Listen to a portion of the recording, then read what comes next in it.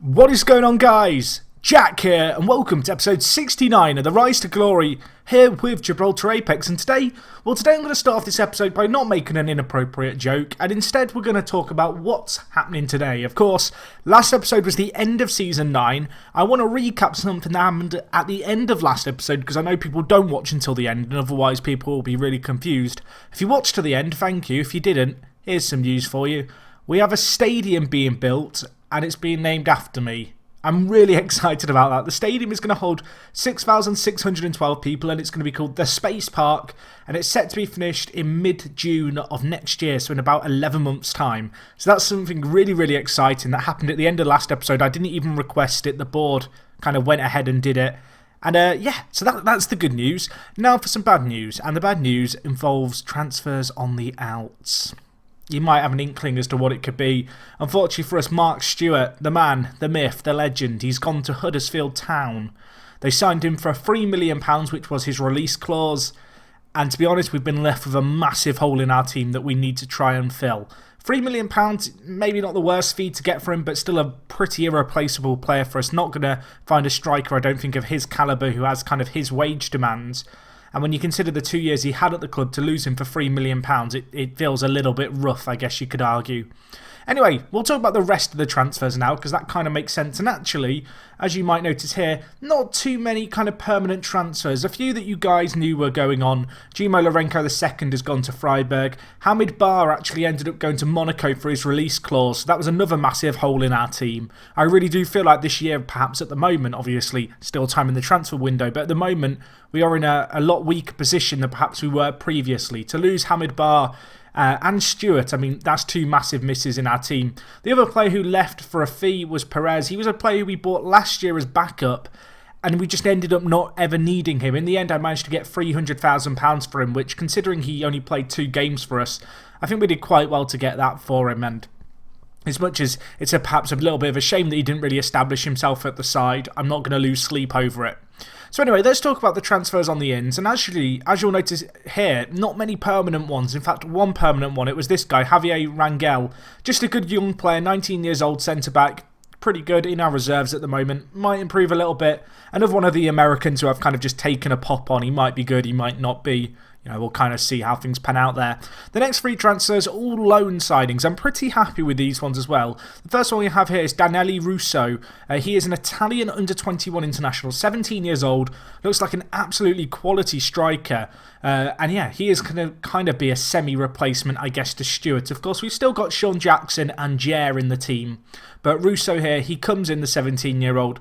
I'm hoping he's going to be a good player for us. Probably won't be playing a ton as a starter, but the 17-year-old, he definitely has something about him, and I'm sure he will get some game time for us.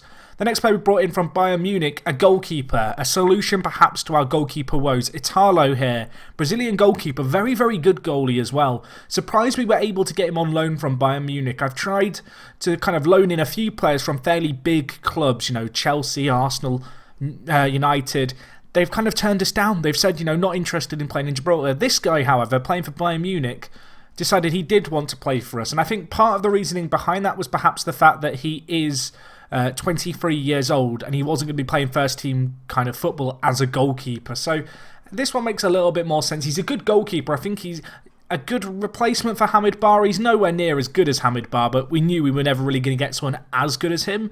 But to get him on loan for a year for £500,000, I think is a pretty good bit of business. And yeah, hopefully he can offer something for us. The last player we have is Lucas De Fiore. He is an Argentine under-21 international on loan from the Independiente.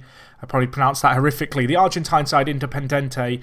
They're a quite good team. They play in the kind of top flight in Argentina. You can see he's been out on loan the last few years. Last year he actually played in Liga BBVA for Real Betis. This year he joined us on loan for £250,000 for the year. Good player, good winger, can play either wing, which is nice. I kind of had this guy as the ideal second choice winger really for us. I think he's the kind of player who will probably start a fair bit alongside Mick Vitti at right mid. Those two will really fight for that position. But at the same time, to have coverage on the left in the form of this guy, I think is quite nice. Anyway, looking at our squad going into today's game, we have now actually joined back. If I just scroll back to this year, I've joined you back for the third qualifying phase of the Champions League. The reason I didn't do the second qualifying phase was because we got drawn against the Andorran team, UE Sant something or other, Sant Julia. And we beat them 15-0 on aggregate. I kind of knew when I saw their team and just flicked through it that it wasn't probably worth live coming. We were going to stomp them. And we have enough of those kind of stomping games in the league. So I just kind of, sent my players out. They did a job there. And we ended up winning, as I mentioned, 15-0 on aggregate. Today, we are going to be taking on HJK. They're a Finnish team. Not going to be an easy game, although we are favourites for the match. We start off with the first leg at home. Hoping for a good performance here. Of course, winning this game would put us only one game away from the Champions League group stage again. And to be honest, we've had quite an easy run this year so far. If we could get through this kind of relatively unscathed and in quite easy fashion, I'd be well happy. Anyway, in terms of the team going into today's game, we have actually got a bit of a dilemma. And the dilemma is the fact that Sean Jackson is currently injured. And so we have I don't want to say a striker crisis, because that makes it sound a lot worse than it actually is, and he is back fairly soon, Sean Jackson. But we definitely have a shortage of strikers. The options I have really here are Jer, who's the Brazilian we signed last year for just shy of £1 million, who I think he's still going to be a good player for us. 19 years old assistant. Our new assistant thinks he might have a bit of potential about him. He seems like a pretty good player to me. And then the other player who we have as a potential option is Russo, the kind of youngster who, came in on loan, of course, from Inter Milan. And actually, as you can see here, in the Champions League, he actually got 2 goals on off the bench in the first leg against the Andorran team where we beat them 10-0. I think as a result of our striker woes, we're going to play with one up front, and I'm going to let my assistant decide who he thinks should play that. So he's bringing Braun into the side. I don't hate that. I guess that probably is the best team we can offer, really. I'm just thinking if there's anything I want to change here. Part of me wants to play Bouchard attacking mid, then Gary in behind. Or we could play them the other way around. I think we'll go with them this way around. I think this is the team we're going to go with. It's going to be a 4-2-3-1 in goal. Italo, the new goalkeeper, who is actually injured for the first kind of matches of this competition against Andorra. You can see he got injured at the end of last month, was out for 3 weeks. So that was a bit of a shame. At left back for this game, we are going to go with Jay Marriott, the young American. At right back, another American. It's Danny Evans, of course. At centre back, actually, for this game, we've got to make a few changes. And the reason we've got to make those changes is because we have more injuries there. Unfortunately for us, Melvin Thomas currently out injured with strained stomach muscles. As a result, Eck comes into the side, a youngster, 19 years old, this guy. A good American player, good potential about him, I think. Looking at him, joined us on a free. Last year he actually slotted in a fair bit. We still kind of have a bit of a hole, I feel, in the side from where Malawi, the South African, left us. So at the moment, we have Eck and Medina, although in an ideal world, I think I'd like to get a new partner to go alongside kind of Alan Medina and, of course, Melvin Thomas at centre-back. I think we could do with a really solid centre-back, so that might be a position we look to invest in. Looking slightly higher up the pitch, we have Cruz at defensive mid, a player who actually spent a lot of last year out on loan at New York Red Bulls, came back into the side and performed really well. And he's earned his way into the first team for today's game. Alongside him in the centre mid positions, we're going to go with Gary, the Spanish international. I say international, he's played at under-19s, that counts, right? Last year, Gary, he had a really, really rough season. He had a hernia, he tore his calf muscle. He missed, basically 5.5 months of the season. I'm hoping this year, obviously, he's going to avoid injuries and hopefully he can really make an impact for us because he's a good, talented player, the 19-year-old, although it's fair to say his development has been stunted a little bit, perhaps, by the injuries he's had. Worth noting as well, he's only 3 years away from being eligible to play for Gibraltar at international level, so that could be something to keep an eye out on. Looking higher up the pitch, perhaps the biggest bits of transfer news really was the fact we kept hold of Paul Smith and Bouchard. Smith here, the left midfielder, loads of interest still in him. I'm actually in the process of offering him a new contract, which is pretty good. The contract clause, I think, is a 4-year deal, with an optional 3-year extension clause. So it would basically be a 7-year contract. If we could get him to sign that, that would be absolutely incredible because the Australian is a player I really can't afford to let go. As I mentioned, Bouchard in a similar boat here. Again, really talented player. The centre attacking mid, centre mid, wherever you want to play him. He's developed a lot in recent years. He always looked like he was going to be a good player, but I have been blown away just by how well he has developed so far at the club. Entering his 3rd season here. Last year he had a big improvement on the year before. Hopefully we can see more of that this year. At right mid we are going to go with McVitie, of course, slotting in for the kind of absent spot of Lourenco. As I mentioned, we have got an alternative now in the right mid position in the form of, if I can find him, Di Fiore. Unfortunately, Fiore is currently out. Well, he's not out, but he's not match fit. So he's on the bench. He's a good player. He can play right mid. Might be a player we bring on, in the dying embers of the game. Could definitely liven things up. Then up front for today's game, because of the Jackson injury, because of the Stewart departure, we're left with Gier, the Brazilian here. 19 years old. Good player. 9 pros, 4 cons. Can't really complain about him.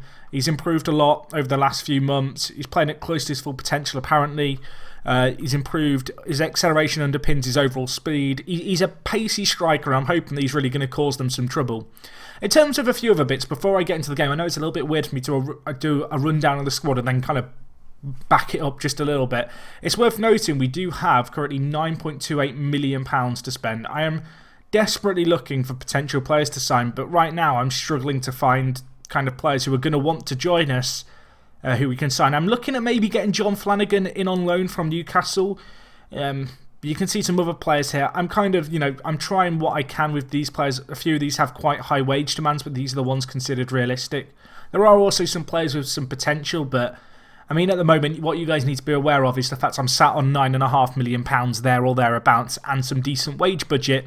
The issue really is I just don't have the players that I can find to sign, and that's why this year we've not signed too many players, as I guess was a bit the case last year really.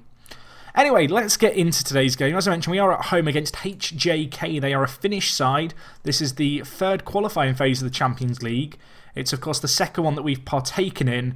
I've already sorted out my team for today's game. Worth noting, Ben Connolly on the bench. Hopefully he can have an impact if we need to bring him on. A little bit risky perhaps to play with the 1 striker in kind of the 4-2-3-1. It's not a formation we've often deployed in Europe. However, I don't know. I feel like going into today's game, I have faith in the players, but I also think that we can do it. I don't know what team talk I gave there that pissed off the players. I apologise to the 2 who I annoyed. The fact no one else was annoyed makes me think they're really sensitive, as we do have a chance here early on. Smith bombing it down the left-hand side. I thought the Australian was going to just instantly make an impact for us. Unfortunately not, although we might have a chance here. Gier, the lone striker, got big boots to fill in the form of Stewart. Hopefully he can do that today and for the rest of the year, really. McVitie out on the right. Can he whip it in? He can. Is it in? It is in. I think it's hit the post and hit the keeper on the back and gone in. It's definitely a keeper own goal. 8 minutes gone. The deadlock is broken. We've yet to hit the target with a shot, but we are ahead. I can't complain about it. McVitie running down the right. Whips it in. I think it's a defensive error. Either way, it squirmed through the keeper and ended up in the back of the net. Smith is the nearest man. He looks like he tries to claim it. You're not having it, son. I'm sorry.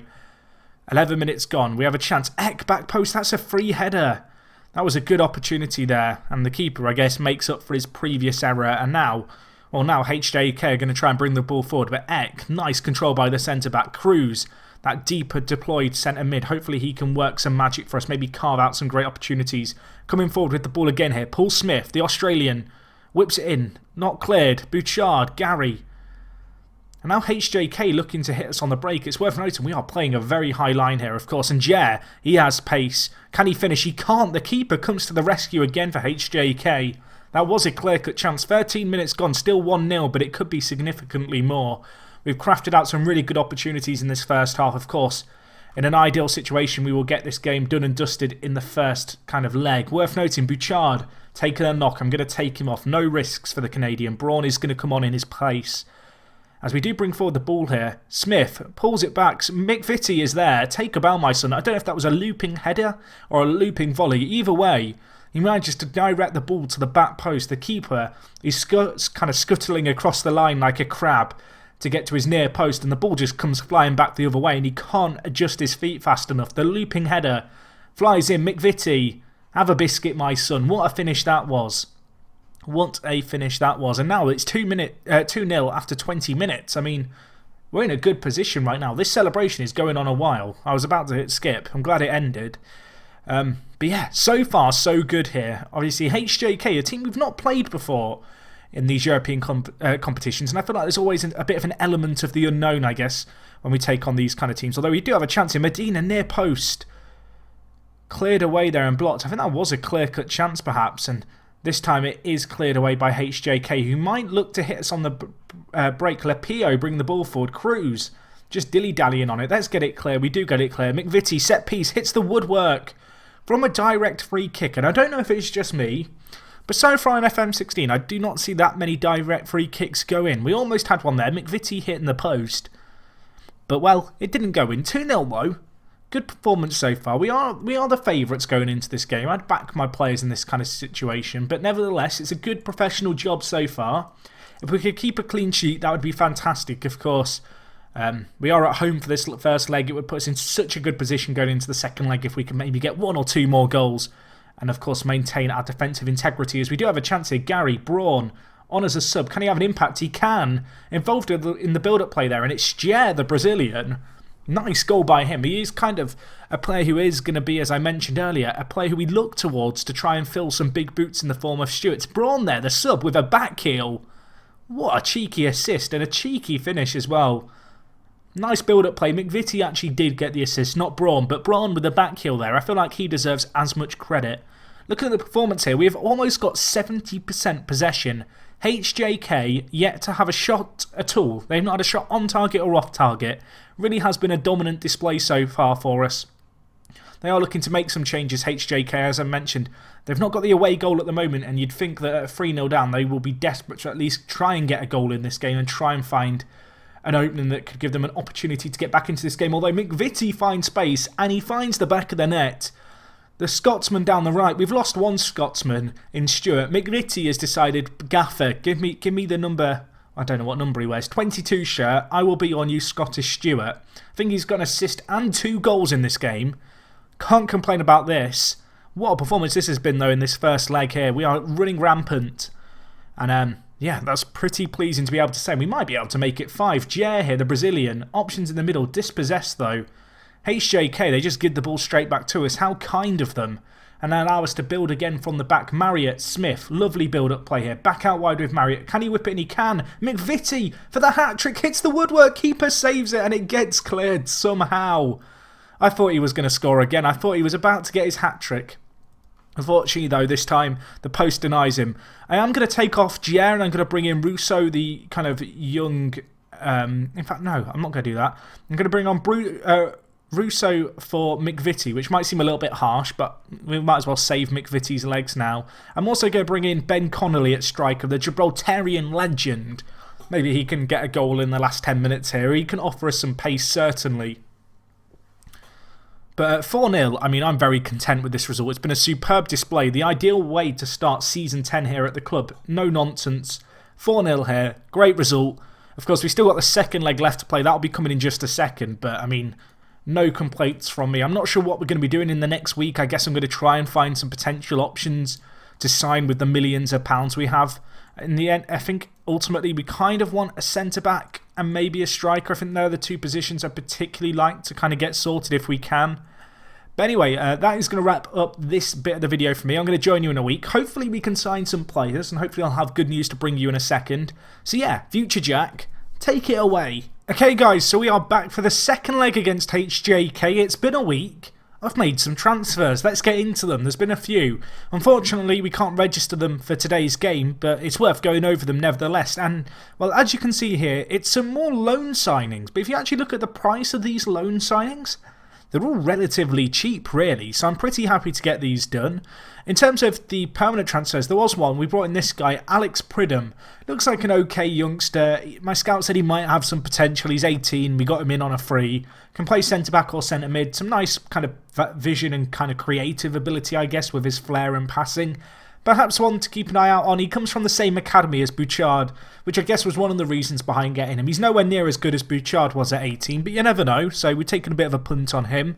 In terms of the permanent transfers, though, let's get into them. The first one here, John Flanagan, joins us on loan from Newcastle United, a very experienced fullback.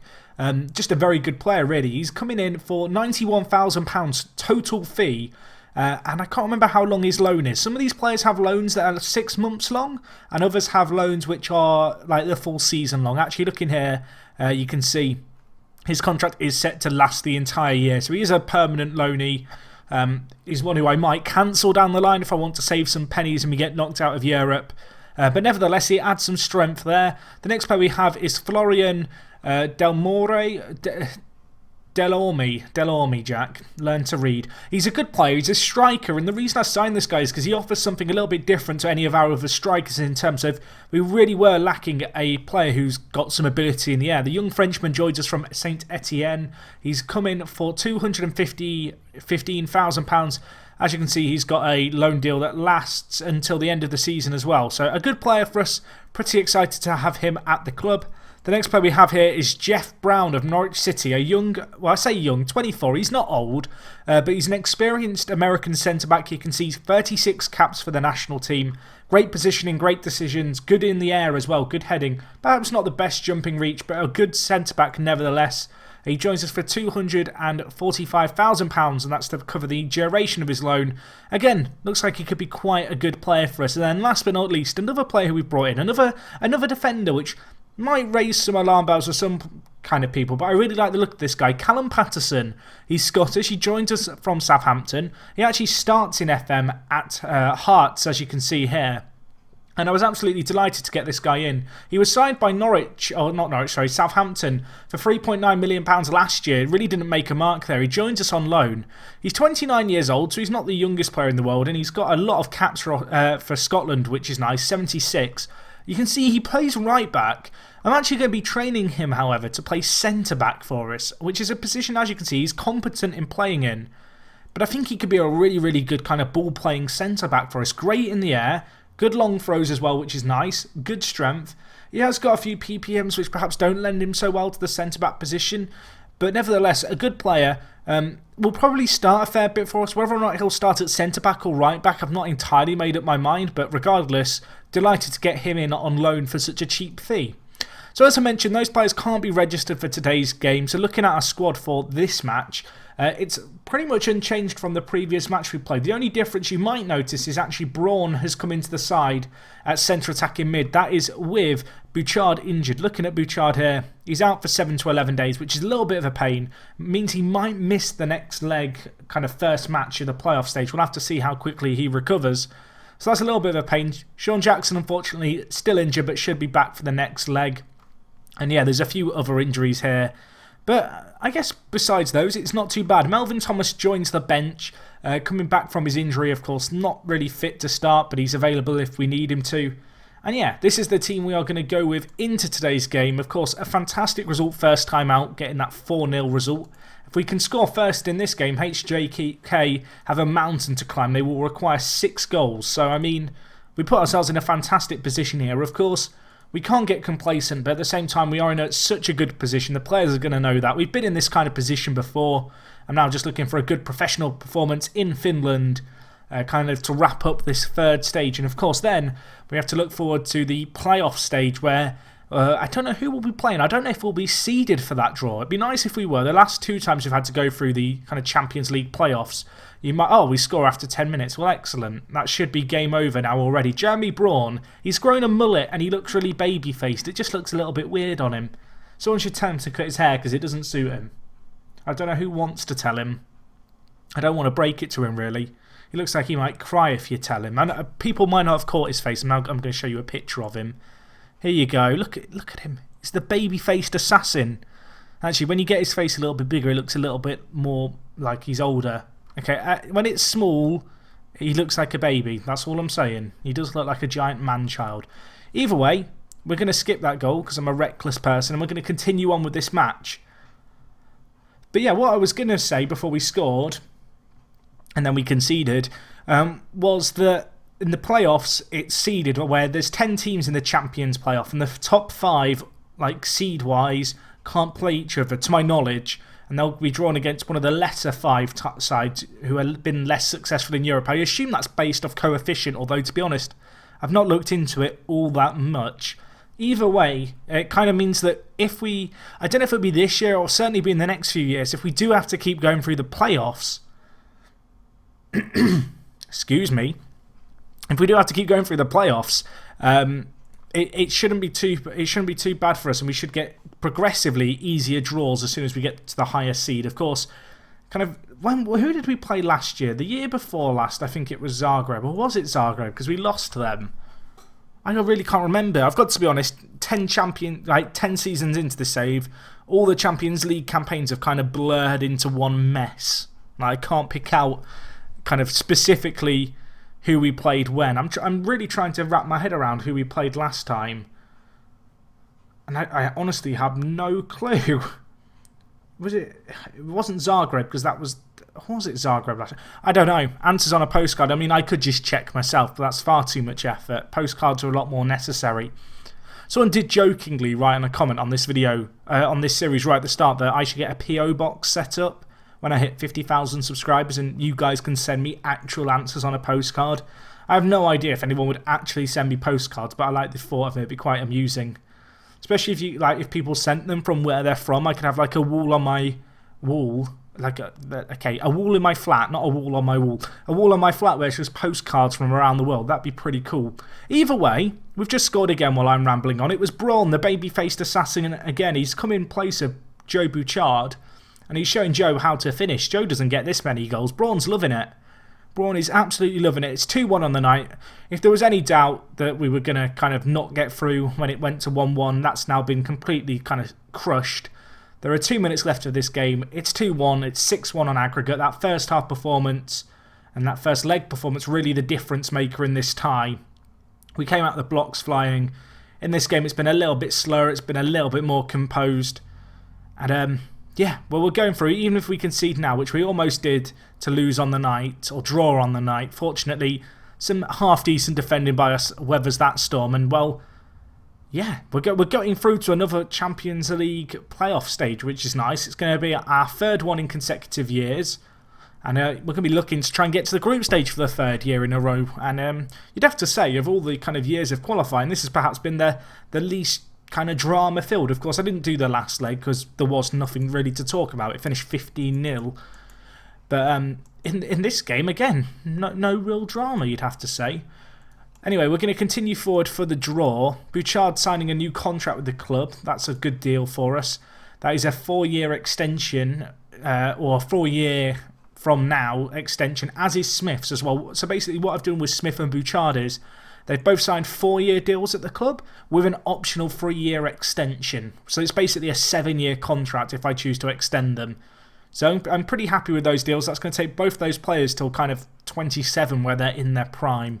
We have also been receiving a lot of bids for Gary at the moment. I'm desperately trying to keep hold of him, but the young Spaniard is kind of attracting some unwanted attention, particularly from Premier League sides, who I am still trying to kind of warn away. You can see almost £1 million bid there by Swansea and Norwich. I think if I was going to sell him, I'd probably be looking for something in the region of £3 million, maybe a little bit less. But yeah, we'd still need some pretty decent money in order to let him go. Looking at it here, we've not been seeded for the draw, so I wasn't sure if we were going to be. If we look here, we're actually still the lowest of the unseeded teams. Is it done a national coefficient? I'm not entirely sure. I've just remembered it was Olympiacos we played last year. Cancel your postcards. If you were writing one for me, you know, get rid of it. We did beat Olympiacos last year. Zagreb also there. Also Salzburg, Copenhagen and Anderlecht. Out of all those teams, the only team we're yet to play in this series is Anderlecht. That might be an interesting one for us to get. Let's put it on the automatic draw. Champions playoff stage. Anderlecht first out. They're going to be taking on Tel Aviv. Olympiacos, we beat them last year. We could beat them again. They've got Malmo. Red Bull Salzburg, I'd like revenge on them. We're not going to get them. If we get Zagreb again, I'm not going to be happy. It's always Zagreb. Always Zagreb. They are like our rivals. They've beaten us once. We've beaten them once. I mean, it's not going to be easy, but we've done it against them before, so that should be pretty exciting. Anyway, I'm going to wrap up this episode here. I'm hoping we can get a good result against them. Zagreb, they've become the rivals of this save. I've never cared so much about Croatian football. I suddenly do now. Either way, guys, I hope you did enjoy this episode. Hopefully we can make a few new additions. Of course, we can't register them for this game against Zagreb. I believe we can make one squad change. I'm able to register one of the new signings. I'm not sure who it'll be. You guys will have to tune in next time to find out. If you've enjoyed this video, smash the like button. If you've got any comments, leave them down below. And other than that, it is me, Jack, and I'll talk to you guys in a bit. I'm out.